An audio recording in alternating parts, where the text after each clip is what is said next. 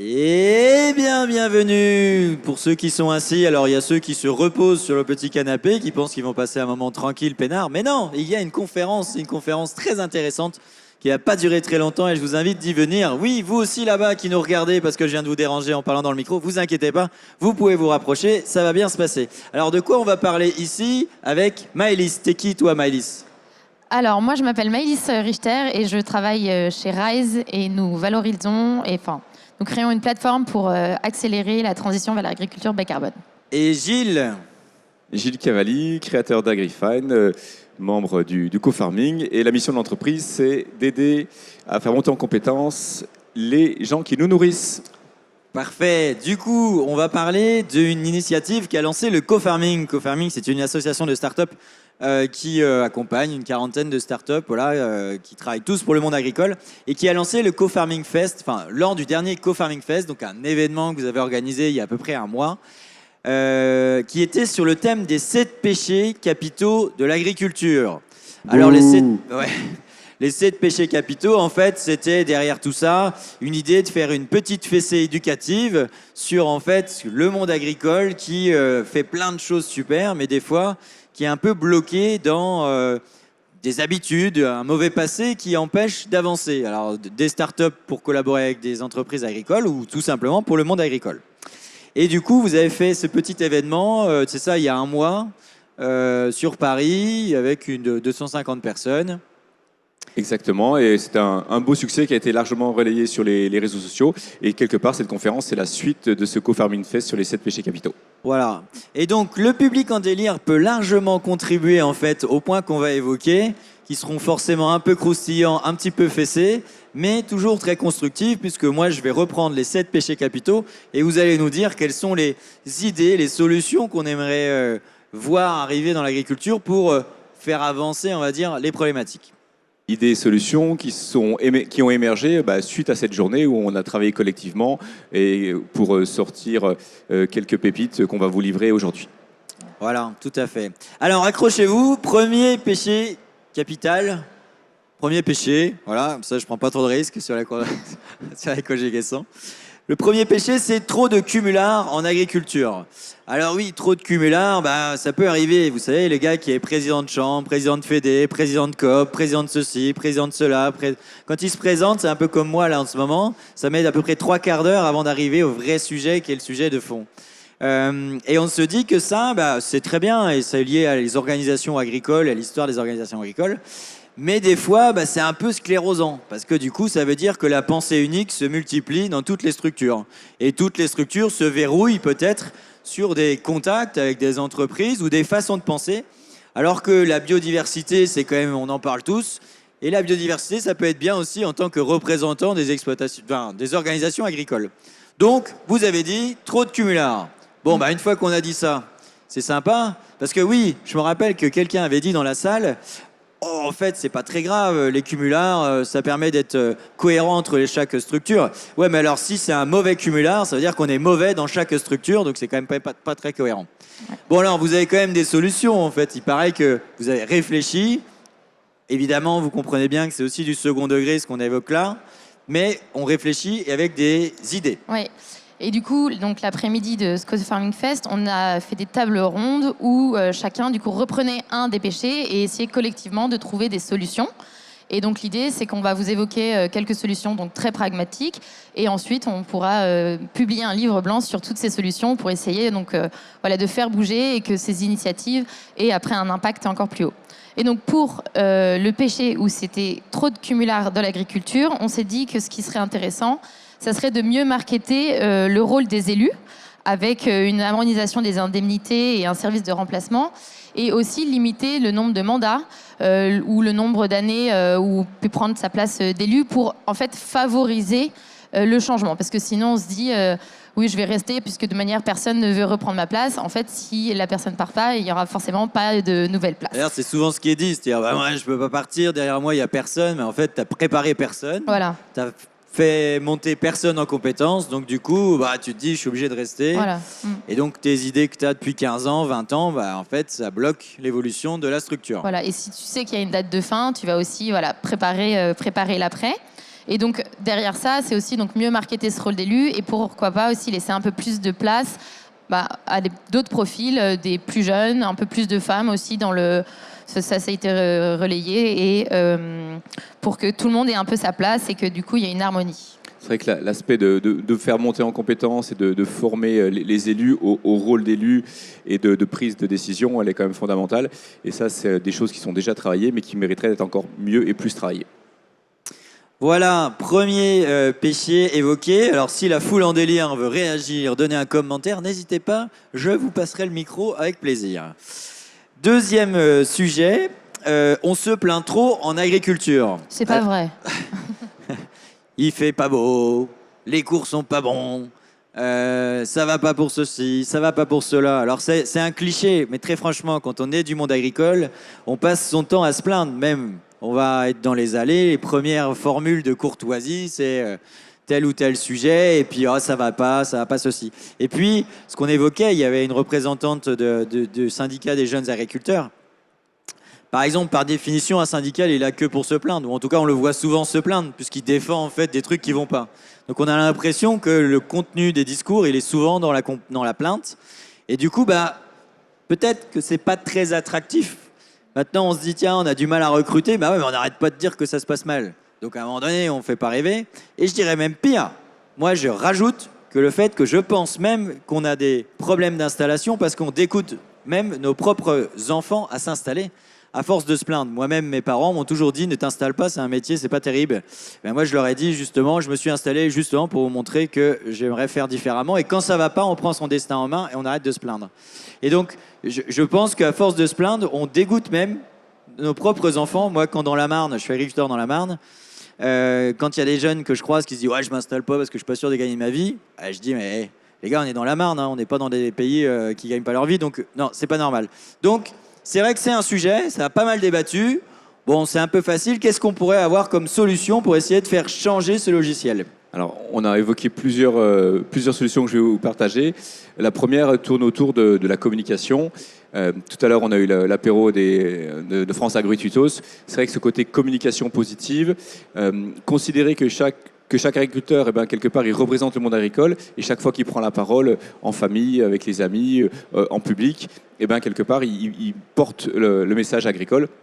Et donc, si le discours, il est positif, comme le font les gens de plus en plus d'agriculteurs à titre personnel sur les réseaux sociaux, c'est d'autant plus méritoire, et on va de l'avant plutôt que de se plaindre et de donner le bâton pour se faire battre.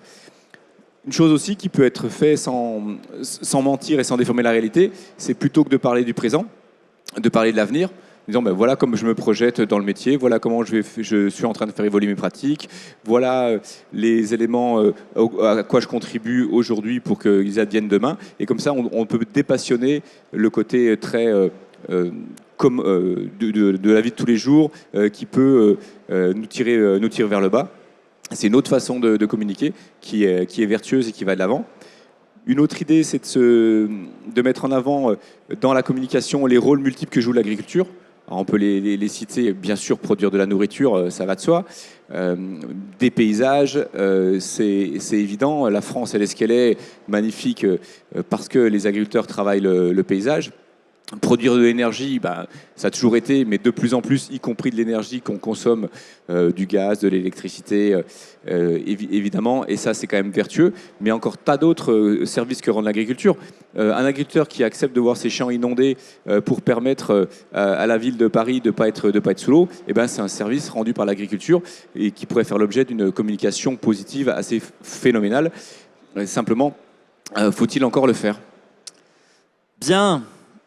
Eh bien, ça, c'était les solutions pour le deuxième péché capital, qui était qu'on se plaint trop. Voilà. On se plaint pas trop, juste 2 fois par jour, parce que soit il pleut pas. Est-ce que tu connais le mois le moins intéressant pour les agriculteurs ? Je crois savoir. Laisse-moi deviner, c'est le mois de février ? C'est le mois de février, parce qu'il n'y a que 28 jours pour se plaindre. Troisième sujet, il y a trop de projets zombies en agriculture. Alors ça, peut-être que vous l'avez déjà croisé. Vous savez, c'est des projets qui mettent 3 plombes à sortir, qui restent dans les placards, qui consomment une énergie et de l'argent de manière importante parce que on va réunir plein de personnes, on va réfléchir, réfléchir, et puis il est enterré, et puis il n'y a plus trop de dynamique, et puis on le ressort parce qu'on a quand même mis un peu d'argent, donc on va pas l'enterrer définitivement, et en fait ça rentre, ça ressort, ça n'avance pas, ou alors ça avance à un rythme d'escargot, et ce qui n'est plus vraiment la vraie vie. Et ça, plusieurs startups nous l'avaient évoqué d'ailleurs depuis plein de temps, pour lequel en fait une start-up, la vie est d'aller très très vite, parce que sinon on peut mourir très très vite si on n'arrive pas à vite trouver son marché. Et tous ces projets zombies qui vivent du rythme des organisations agricoles, des fois un peu lentes, dans des bureaux bien chauffés et peinards où les enjeux sont pas les mêmes, en fait c'est un peu pesant. Et puis finalement ça limite l'innovation dans l'agriculture. Alors du coup Maëlys, Oui. qu'est-ce qu'on s'est dit comme solution pour répondre à ce péché ? Alors, du coup, on a beaucoup réfléchi et on s'est vraiment posé la question un peu de... Voilà, déjà, essayer de rapprocher un peu ce monde de la R&D et de l'innovation, puisqu'il y a quand même des projets qui sont portés, qui sont très intéressants sur le monde scientifique. Et du coup, on s'est proposé des solutions hyper concrètes, c'est-à-dire qu'une personne qui va avoir fait un projet de recherche scientifique, qui soit aussi incentivée et poussée à trouver quelqu'un pour le reprendre, pour l'aider à le développer. Donc vraiment, voilà, faire cet exercice de pas seulement produire le résultat de sa recherche, de sa thèse, mais de réfléchir à l'après, comment il va pouvoir l'industrialiser ou le porter devant une start-up. Donc pourquoi pas organiser un concours comme ma thèse en 1 minute, où je vais présenter ce que j'ai fait, et si ça intéresse quelqu'un qui a plus la fibre commerciale, de reprendre ce projet. Donc ça, on trouvait que c'était assez intéressant. Mais en amont aussi, une phase intéressante, ça rejoint un peu toujours les problématiques de communication. Bien communiquer sur ce qui a été fait, créer des bases de données sur vraiment tous les projets pour faire un vrai état de l'art avant de commencer. Et en faisant cet état de l'art... Il ne faudrait pas que l'état de l'art dure 36 mois quand même. Parce que sinon, non, mais voilà, qu'il y ait un endroit on puisse assez facilement retrouver ce qui a été fait et trouver les porteurs de projets. Et du coup, et grâce à ça, et pendant cet état de l'art, en fait aussi se poser la question vraiment de quelle va être la valeur de mon projet et est-ce que la valeur va bien revenir aux agriculteurs, parce que sinon on se retrouve à lancer des projets qui vont pas aboutir, que personne va reprendre dans la partie commerciale, puisque de manière on ne voit pas de valeur ajoutée.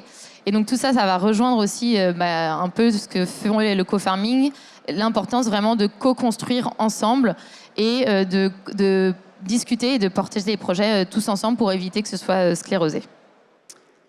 Ok, très bien. Encore une fois, le public en délire. Si vous voulez réagir, poser une question ou donner vos idées, il n'y a pas de problème. Tout est possible ici. 4e péché, la culture du consensus mou en agriculture. Alors ça, quand on a posé ça, on a dit « Ouais, qu'est-ce que tu veux dire avec cette affaire-là, le consensus mou ?» C'est l'art de décider de rien, en fait, de laisser pourrir une situation pour pas froisser personne. Alors on va le retrouver...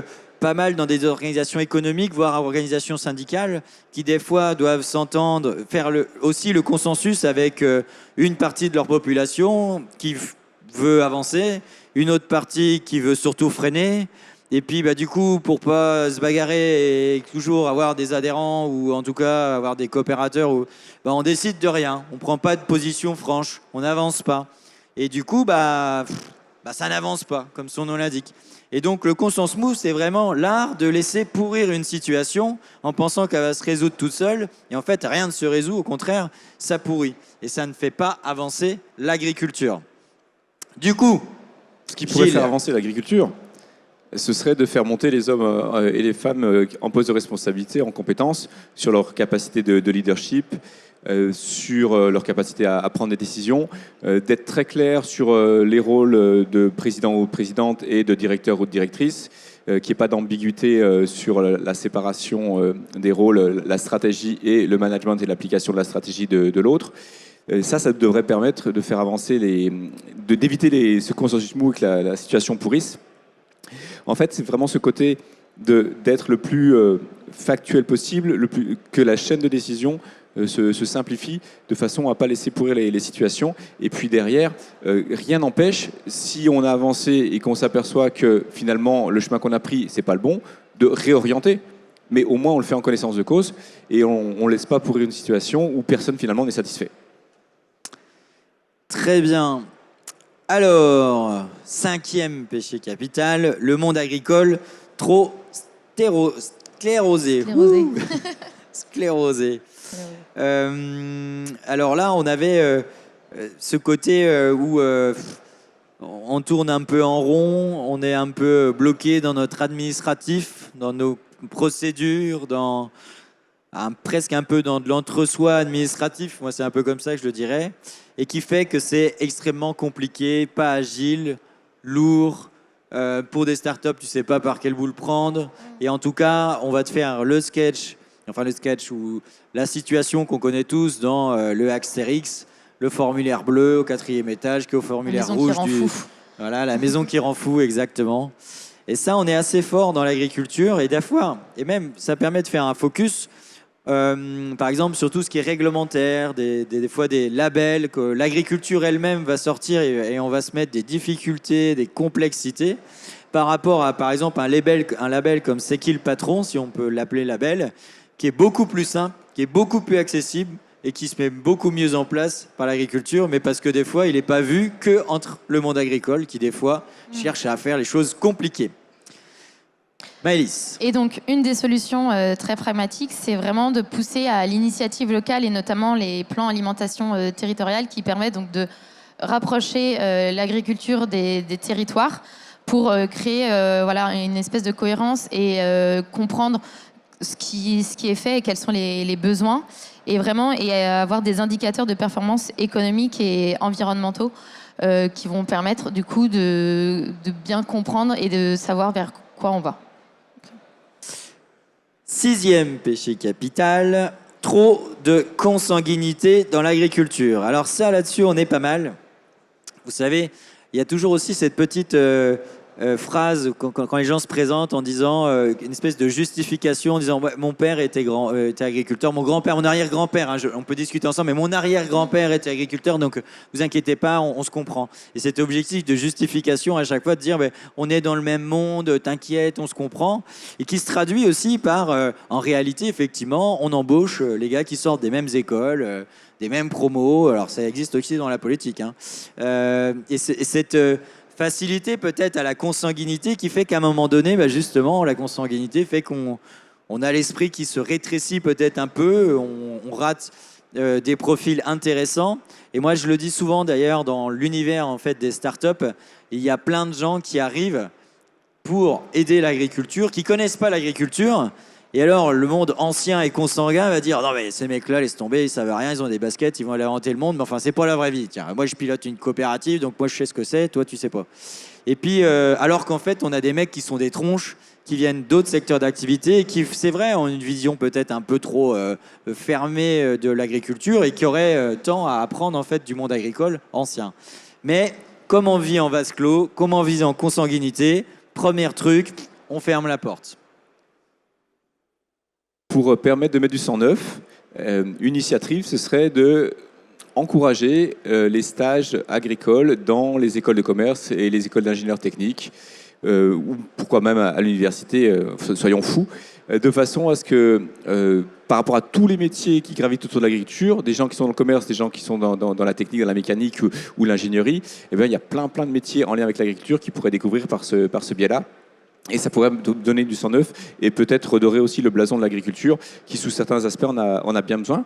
Il y a aussi pour les jeunes français la journée d'appel citoyen et on pourrait faire une option agricole pour que nos jeunes des villes, mais aussi des campagnes qui finalement ne connaissent pas forcément très bien le côté professionnel agricole, puissent avoir une journée découverte de leur pays et de ce qui fait la base du pays, qui est quand même l'alimentation et le travail des territoires. Et puis, si on va du côté des chambres consulaires, une autre façon de limiter cette consanguinité, ce serait de faire rencontrer les élus de la Chambre des métiers, les élus de la Chambre de commerce et d'industrie, les élus de la Chambre d'agriculture, et puis qui puissent peut-être offrir qu'est-ce que le monde agricole peut apporter à des entreprises artisanales ou industrielles, et inversement, qu'est-ce que la façon de voir les choses dans l'artisanat, dans le commerce et l'industrie pourrait permettre comme apport au monde agricole. On a beaucoup, et c'est pas un gros mot, de double actif dans le monde agricole, qui auraient tout intérêt et qui sont certainement en demande d'avoir des apports de l'extérieur. Voilà nos idées. Très bien. Alors, le public en délire a bien compté. On a donc dit 6 péchés. On est au 7e. Merci d'avoir suivi. Le 7e, le monde agricole réinvente toujours la roue. Et alors ça, quand vous êtes une start-up, vous kiffez ce péché-là parce que vous le vivez régulièrement. Alors, on va citer un exemple d'une start-up qu'on connaît bien. Au Un gars- hasard. Au hasard. Un gars qui a fait Échange Parcelle, un espèce de Tinder de l'agriculture où, en fait, quand on a besoin de rapprocher des parcelles et que le rebrement local a été fait, on ne se trouve pas. Donc, on inscrit ces parcelles et puis l'algorithme vous dit bah tiens, Bernard, que tu connais pas, si tu fais un échange avec lui, avec Bernard et Martine, bah, tu vas rapprocher tes terres. Donc, c'est plutôt pas mal. La plateforme s'appelle Échange Parcelle. Le gars qui a porté ça, par exemple, c'est qu'un exemple, hein, mais il est allé voir évidemment des structures qu'on connaît bien, comme la SAFER, évidemment, pour parler de ces sujets. Et puis la SAFER trouvait ça vachement intéressant. Du coup, elle a développé la bonne parcelle. Ah non, elle n'a pas retravaillé sur l'application qui était déjà, elle n'a pas dit on va collaborer, elle a pas dit, non, non, on va le refaire et en moins bien. Et du coup, bah voilà. Et ça, c'est un exemple. Mais on peut vous en donner un autre sur le recrutement, par exemple, où vous avez des gens spécialisés sur le recrutement qui ont un site qui arrive à bout de souffle, qui travaillent avec un collaborateur, avec des collaborateurs, une start-up qui a une solution nouvelle. Mais la solution nouvelle, peut-être qu'elle va prendre le métier des collaborateurs en place. Vous savez, cette fameuse peur que le numérique va bouffer tous les métiers. Et puis finalement, cette entreprise qui dira, non, je vais redévelopper moi-même ma plateforme. Finalement, le prestataire qui devait me vendre 100 000 et ça sera 150 000, je vous livrerai que 12 mois plus tard et avec moitié des fonctionnalités. Mais bien vu, parce que la personne et la start-up qui est en face, elle est morte parce que vous n'avez pas bossé avec elle. Et ça, vous pouvez en trouver plein.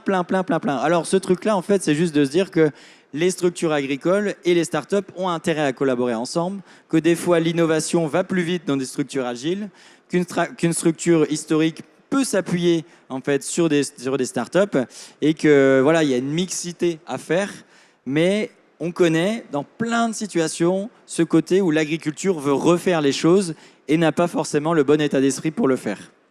Et donc là, la solution qu'on a trouvée, c'est vraiment de reconstruire en fait des interactions saines entre le secteur public et le secteur privé pour éviter justement cette situation en fait de concurrence complètement destructive.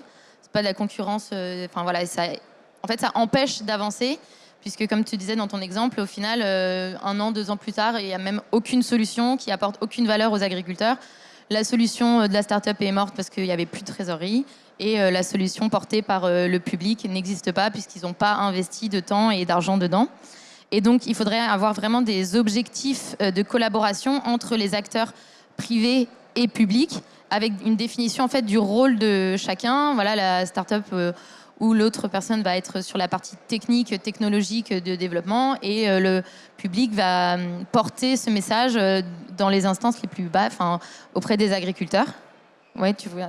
Ouais, d'autant plus que souvent, à la tête de ces organisations bien installées, ce sont des agriculteurs. Et on parlait de quelques travers, de consensus mou, de projets zombies et puis de multicasquettes.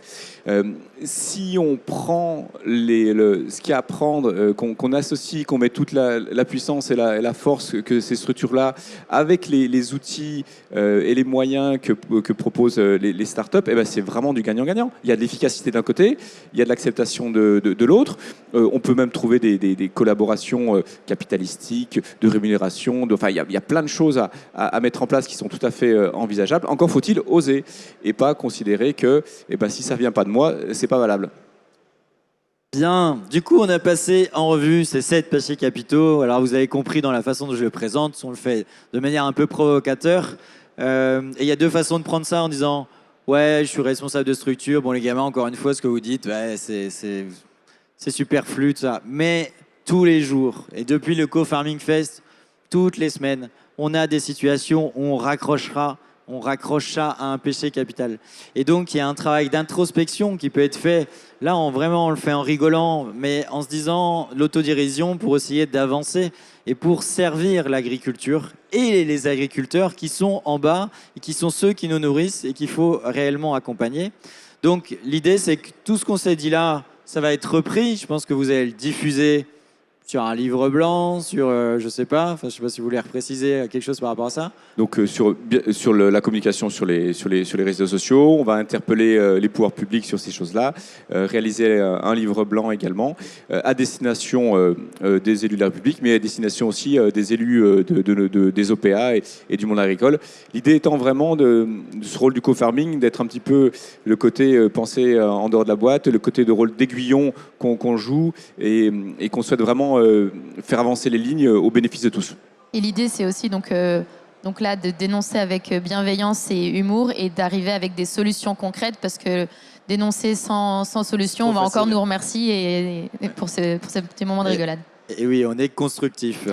Voilà, et bien très bien, on est arrivé à la fin de cette table ronde. Donc si vous voulez retrouver les 7 péchés capitaux, que vous voulez les lire et réfléchir toute la nuit, eh bien vous irez sur le site du co-farming pour le retrouver. Et puis ça permet aussi de parler d'une autre initiative que le co-farming avait lancée qui s'appelle les Tontons Farmers, qui était un podcast aussi intéressant qui prenait les sujets vous savez, les sujets que les agriculteurs abordent à la campagne, mais jamais sur une tribune, parce que voilà, c'est des sujets policés, faut vexer personne.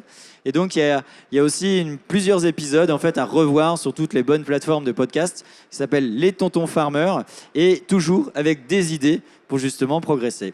On vous remercie, passez un bon CIMA, achetez pas trop de matériel, mais faites des bonnes affaires quand même. Au revoir. Au revoir. Au revoir. Merci.